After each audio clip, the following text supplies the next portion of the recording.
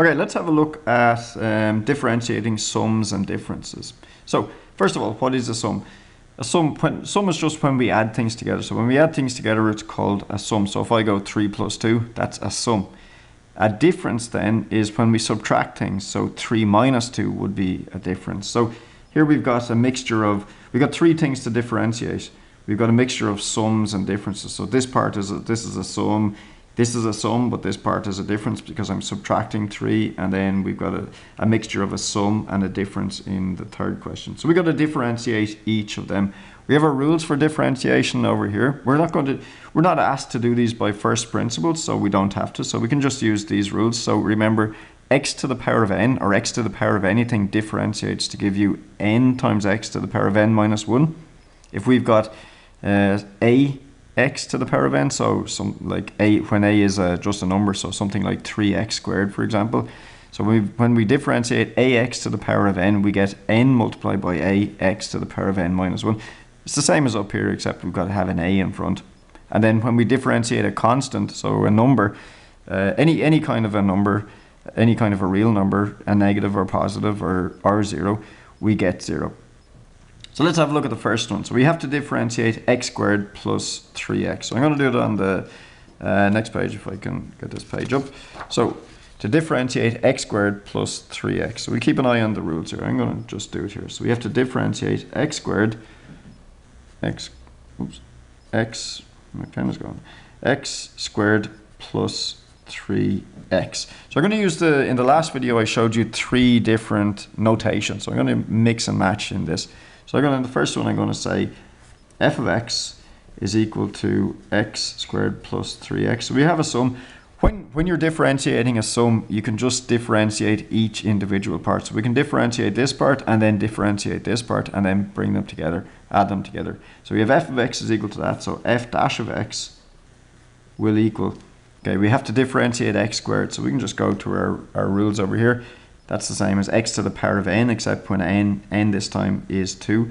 So x to the power of n differentiates to give us this. So x squared will differentiate to give us 2x to the power of 2 minus 1.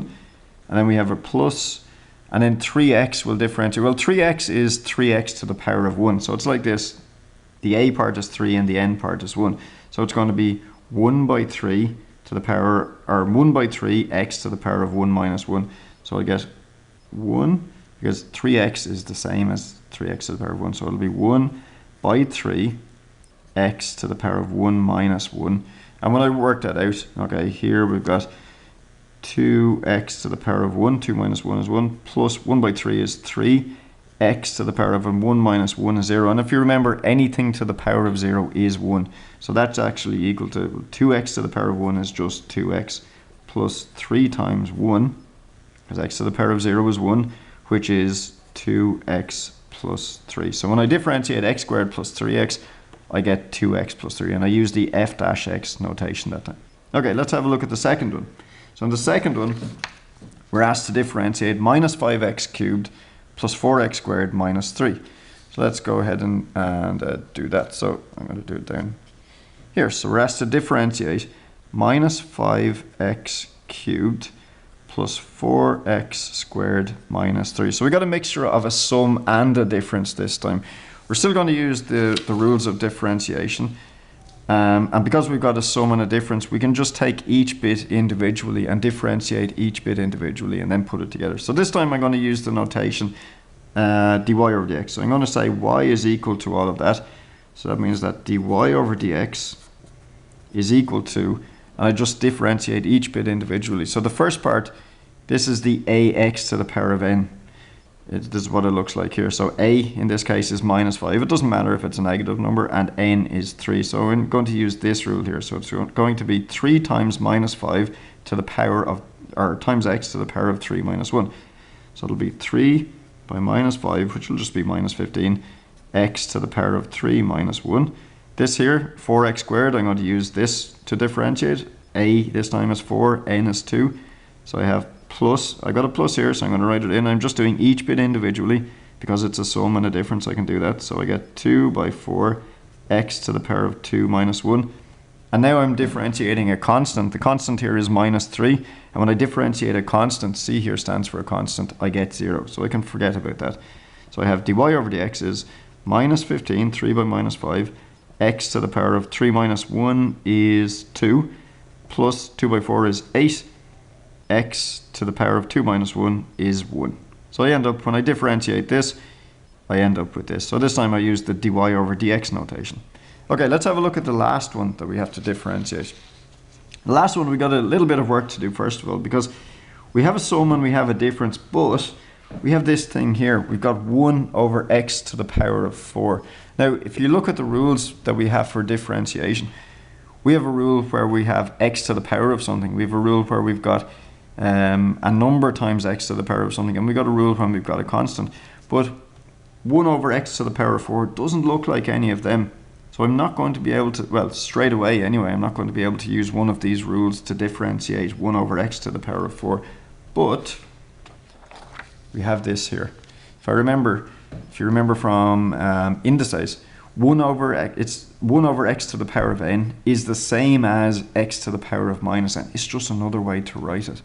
So say, for example, come back to the differentiation in a minute. I just want to have a look at this first. Say, for example, if I have 1 over x to the power of 3.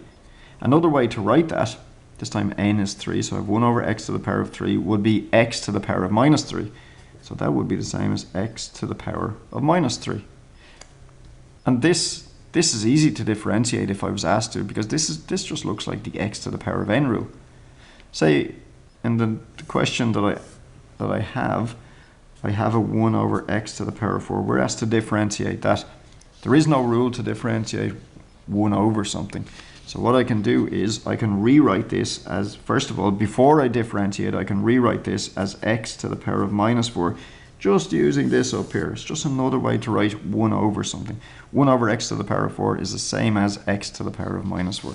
Okay, so let's have a look at this now. We want to differentiate 1 over x to the power of 4 minus 5x, or sorry, plus 5x minus 10. So let's write that down. So we're going to differentiate. I'll use the third notation this time. So we're going to differentiate that. So we're going to write d. We have to differentiate 1 over x to the power of 4 plus 5x minus 10. So if you remember what this notation means, it just means whatever is in here I'm going to differentiate. Now, as I said before, we can't use the rules to differentiate 1 over x to the power of 4 yet, because there is no 1 over x to the power of something there. But I'm going to rewrite this as x to the power of minus 4.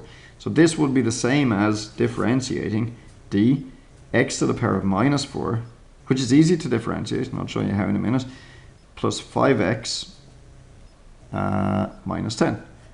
So I still haven't differentiated, but I've just written this in a different way. I've written 1 over x to the power of 4 in a different way. I've written it as x to the power of minus 4. But now this is easy to differentiate because I can just use the x to the power of n rule where n is minus 4. So when I use the x to the power of n rule and n is minus 4, I'll just get minus 4 times x to the power of minus 4 minus 1. So when I differentiate that, the answer is minus 4x, let's go over that so it doesn't get in the way. So minus 4x to the power of minus 4 minus 1 plus, now I have to differentiate 5x, but to differentiate 5x, that's the same as 5x to the power of 1. We've had that before, and now we can use this rule here. So I guess it'll be 1 times 5, so 1 by 5, x to the power of 1 minus 1.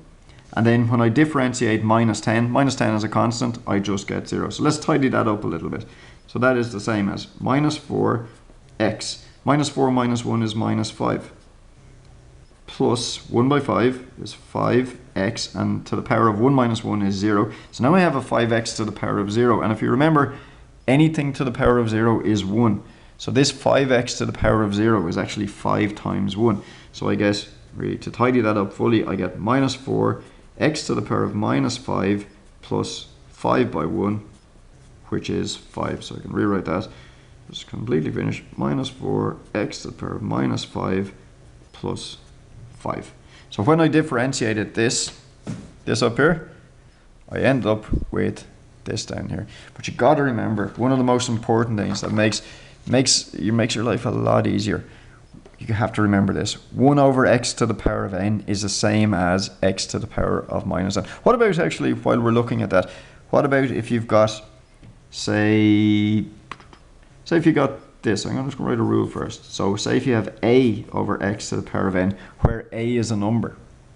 Well, how could I write that like this? So a over x to the power of n, well, that would be the same as a multiplied by 1 over x to the power of n, wouldn't it? Okay, so then I could rewrite that as a by x to the power of minus n, which is just ax to the power of minus n. So for example, say I was asked to, okay, let me see, say we had something like 3 over x squared. What's another way to write 3 over x squared? Well, 3 over x squared is the same as 3 times 1 over x squared. And 1 over x squared is the same as x to the power of minus 2. So that's the same as 3x to the power of minus 2. Okay? So say, let me see, I'm just going to do one last question. Say we're asked to differentiate something. Say we're asked to differentiate. And let's say we have, say 4 over x to the power of 3. So 4 over x cubed minus 7. And we're asked to differentiate that. Okay, so I'm going to use the f of x notation. I'm going to write f of x is equal to 4 over x cubed minus 7. So we want to find f dash of x.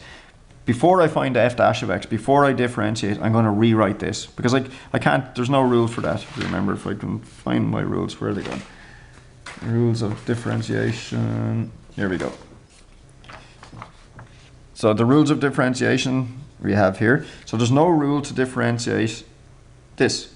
So what I can do is I can rewrite that as 4x to the power of minus 3 minus 7. I haven't differentiated yet. I've just written this in a different way.